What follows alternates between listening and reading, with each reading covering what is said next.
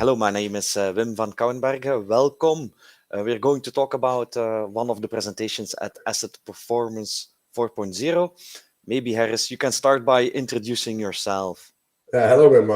Hello, everybody. My name is Trobradovic. At this moment, I'm sitting in Croatia, and I will be presenting proudly and very happily on Asset Performance 2022. Harris, can you tell me a little bit more of what kind of organization you're working for? It's SDT Ultrasound Solutions, but I would not say work for, as it sounded a little bit dry. SDT is a family, and that spirit surrounds all we do. So none of us, we don't feel as work for, but as a family members enjoying what we do. So we all together work for our users, if I really need to answer who I work for. Yes, okay. And what kind of company is SDT? SDT Ultrasound Solutions is a Belgian company. We develop, manufacture, and train people in using ultrasound solutions in industry for condition monitoring, quality control, energy control.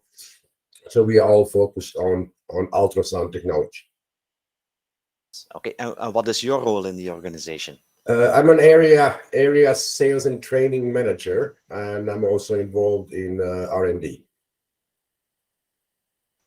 Yes, so can you explain a little bit what you're going to talk about during the conference and what is in fact the challenge that you're going to address during your presentation?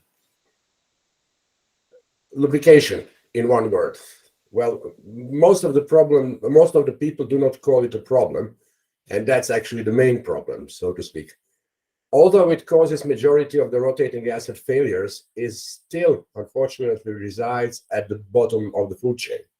It's left to be done in a way that provides excellent excuse, the time-based lubrication. So there is a plan that simply gets executed, or sometimes even not, disregarding the real needs and condition of the assets. So it's silently accepted, yet still it's no more than assumption. Now, lubrication comes with a quite interesting paradox that you might notice yourself. We don't know if the job needs to be done, but we do it. We have no idea how it should be done, but we do it. And the biggest paradox is we don't know the outcome. So actually, it's one of the rare, if not only, tasks in industry that have no idea what outcome it produces.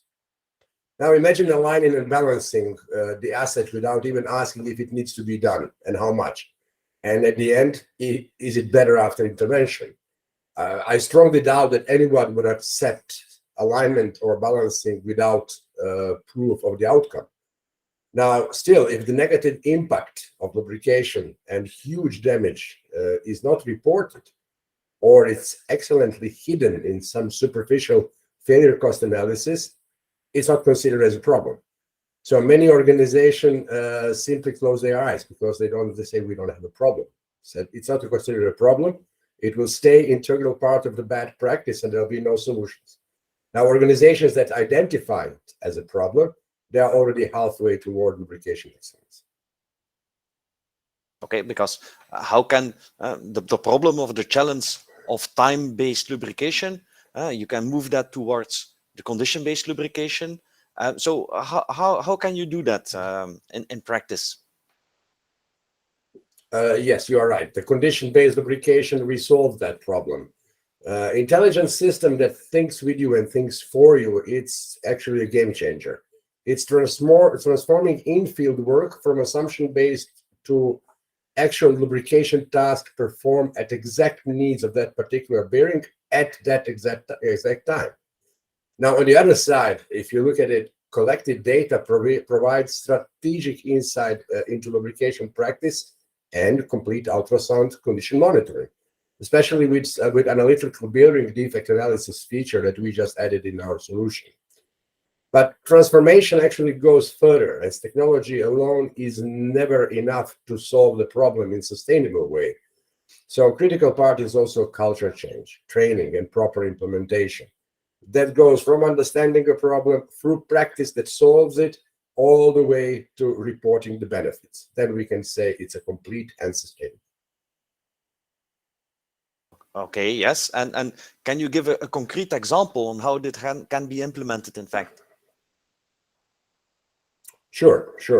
Lubrication, a condition-based lubrication solution, has been implemented all over the world in different industries, and very important in organizations of different level of lubrication maturity. So sometimes you get into the industry that is already on a certain level. Sometimes you really start from the beginning. Now, with proper knowledge and support, it can be implemented quite fast and start bringing benefits practically today. Now, I can give you an example of the cement plant in South Balkans area. Implemented this solution and dropped lubrication-related downtime to insignificant level. We know that we usually start with 40–50% of the downtime caused by lubrication issues. Now we are talking about after a year and a half of the insignificant level. Tire manufacturer in Southeast Europe implemented our solution together with proper lube room, storage, and filtration. So that's a nice way to do it all together. Return of investment was a closed case with one prevented failure. So that was not a problem. As a result, we can see tremendous improvement in asset health, as all bearings are bearing grease to the optimum point, especially in this tire industry. That was a really critical issue. Now, there is a service company in East Europe performing lubrication tasks for hundreds of plants. And combining this solution together with their huge knowledge and experience, it simply removed the lubrication issue off the table. Now, examples are almost identical from all over the world at different industries. Sounds okay. So that sounds very interesting to learn more about this during the presentation at Asset Performance 4.0 in October. So how would you in fact summarize a little bit the presentation that you're going to deliver? Well, usually I like to call it why, what, and how. So lubrication from time-based transformation to condition-based.